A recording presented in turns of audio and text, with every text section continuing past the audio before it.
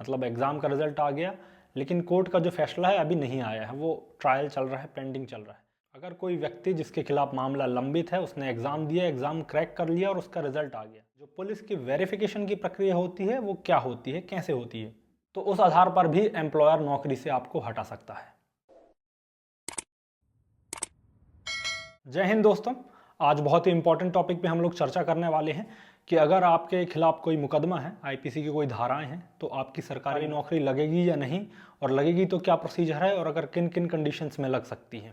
तो दोस्तों, मेरे पास लगातार बहुत सारे डीएम्स आ रहे थे, बहुत सारे कमेंट्स भी आ रहे थे, बहुत सारी चीज़ें, बहुत सारे क्वेश्चन इससे रिलेटेड। जैसा कि एक व्यक्ति ने मुझसे पूछा कि सर, मैंने एक एग्ज़ाम दिया था, उसमें अपीयर हो गया हूँ और मुझे ये डाउट है कि मेरा उसमें सिलेक्शन होगा कि नहीं, क्योंकि मेरे खिलाफ आईपीसी की कुछ धाराओं का मुकदमा पेंडिंग है। इस तरह के बहुत सारे प्रश्न और इससे जुड़े प्रश्न लगातार आते ही हैं, तो आज हम लोग इस बारे में डिस्कस करते हैं। तो it's a kind of Q&A, मतलब हम क्वेश्चन और फिर उसके बाद उसका आंसर डिस्कस करेंगे एक एक करके। तो पहला क्वेश्चन हम लोग इससे शुरुआत करते हैं कि किसी भी सरकारी परीक्षा को पास करने के बाद जो पुलिस की वेरिफिकेशन की प्रक्रिया होती है वो क्या होती है, कैसे होती है। तो दोस्तों, ये एक बहुत ही नॉर्मल प्रक्रिया होती है जो एक एम्प्लॉयर, मतलब जो एग्ज़ाम कंडक्ट कराने वाली संस्था है, उसको मैं यहाँ पर एम्प्लॉयर बोल रहा हूँ। जो एम्प्लॉयर होता है वो क्या होता है कि जिसको रिक्रूट किया है उससे रिलेटेड थाना या उससे रिलेटेड जिले के एसपी ऑफिस में जानकारी भेजता है और वहाँ से रिक्रूट की जानकारी मांगता है कि उसका कैरेक्टर वेरिफिकेशन चाहिए, मतलब उसका चरित्र कैसा था, इसके अलावा उसके खिलाफ कोई लंबित प्रकरण तो नहीं है, कोई पेंडिंग केसेस तो नहीं है, कोई ट्रायल तो नहीं चालू है किसी मुकदमे का। ये सारी जानकारी उनसे मंगाता है। ये एक सामान्य सी प्रक्रिया होती है जो सभी एम्प्लॉयर, नौकरी में आने वाले जो रिक्रूट्स होते हैं उनके लिए ये प्रोसीजर रखा जाता है। यहाँ पर मैं ये एक बात बता दूं कि मेरा भी वेरिफिकेशन हुआ था जब मैं सब इंस्पेक्टर में सेलेक्ट हुआ, तो मुझे अपने ज़िले में, मतलब जिला मंडला जो मेरा है और वहाँ पर बमनी बंजर थाना है, वहाँ पे वेरिफिकेशन हुआ था।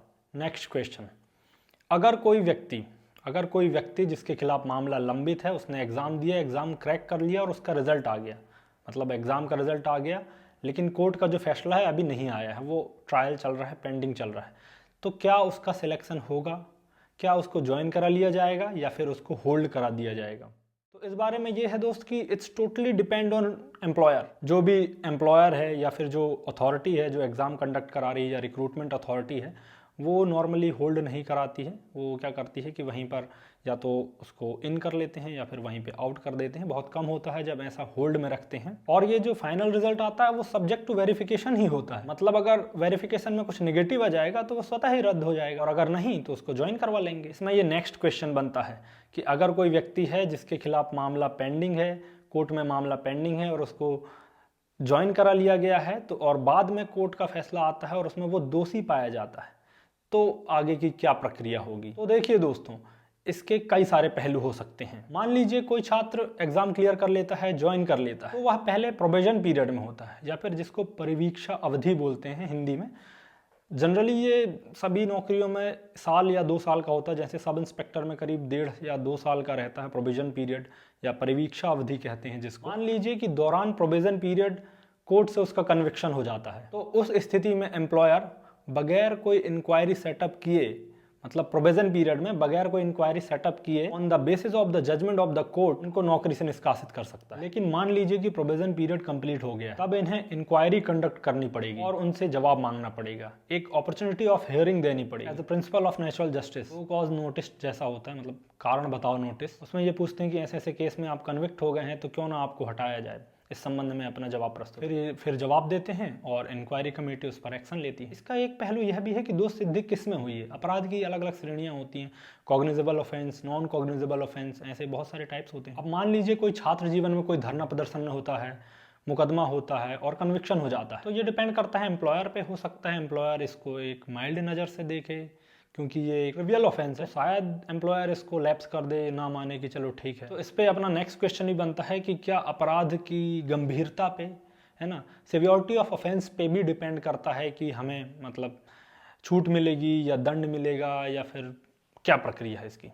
तो इसका आंसर ये है कि सिवियरिटी ऑफ क्राइम बहुत ज़्यादा मैटर करता है। वैसे दोस्तों, अगर गंभीर धारा में अपराध पंजीबद्ध हुआ है तो आपका बच पाना तो मुश्किल ही है। खैर, उसमें भी अलग अलग पहलू हैं। जैसे मान लीजिए कि एक गंभीर धारा में अपराध पंजीबद्ध है, मान लीजिए 302, मतलब मर्डर का अपराध पंजीबद्ध है, मुकदमा लगा है, ट्रायल होता है और मान लीजिए एक्विटल हो जाता है, मतलब बरी हो जाता है 302 के मामले से। अब बरी हो जाने के बाद जो एम्प्लॉयर होता है वो इंक्वायरी सेटअप कर सकता है कि बरी हो गए तो उसका आधार क्या है, कैसे बरी हो गए, एक्विटल कैसे हो गए। ऐसा तो नहीं है कि विटनेसेस हॉस्टाइल हो गए या फिर बेनिफिट ऑफ डाउट मिल गया। इस तरह से अगर एक ऑनरेबल एक्विटल नहीं हुआ है तो उस आधार पर भी एम्प्लॉयर नौकरी से आपको हटा सकता है, डिस्पाइट द फैक्ट कि वो न्यायालय से बरी हो गया था। लेकिन फिर भी नौकरी से हटाया जा सकता है क्योंकि एक्विटल जो था वो क्लियर कट नहीं था, मतलब ऑनरेबल एक्विटल नहीं था, इसलिए आपको नौकरी से तब भी हटाया जा सकता है। यहाँ पर एक नेक्स्ट क्वेश्चन है, अगर आप नौकरी में लग गए हैं, प्रोविजन पीरियड भी खत्म हो गया, आप रेगुलर बेसिस पे नौकरी में हैं और कोई पास्ट का, मतलब आपका पुराना कोई अपराध का खुलासा हो जाता है, बाद में इसमें आपकी भूमिका पाई जाए तो क्या होगा। तो जनरली उस स्थिति में भी डिसीजन एम्प्लॉयर के हाथ में ही होगा। अब नॉर्मली ये होता है कि आप मान लीजिए आप नौकरी में हैं, एग्जांपल से समझते हैं, थोड़ा क्लियर रहेगा कि मान लीजिए आप नौकरी में हैं, रेगुलर बेसिस पे नौकरी में हैं, आप कोई अपराध हो गया, आप पंजीबद्ध हो गया, ट्रायल चालू हो गया, तो क्या नौकरी से निकालेंगे? तो जनरली ऐसा नहीं होता है, नौकरी से ही निकालते हैं, आपको सस्पेंड कर दिया जाता है, नौकरी से नहीं निकाला जाता। Till the verdict of the court comes. इस पर एक क्वेश्चन ये भी आता है कि सिविल मुकदमे और आपराधिक मुकदमे दोनों प्रभाव डालते हैं क्या हमारी नौकरी पर? तो इसका ये है कि मेजरली क्या होता है, क्रिमिनल ऑफेंस ही काउंट होते हैं, ज़्यादातर मामलों में क्रिमिनल ऑफेंस को ही देखा जाता है। अब मान लीजिए आपका कोई पारिवारिक मामला है, आपके ताऊ से लड़ाई हो गई, आपके चाचा से लड़ाई हो गई, आप अपना हक मांग रहे हैं, तो वो दीवानी मामले या सिविल मामले चालू हो जाते हैं, तो उससे आपकी नौकरी में कुछ फ़र्क नहीं पड़ता है, वो तो आप अपना राइट मांग रहे हैं, तो कोई दिक्कत वाली बात नहीं है।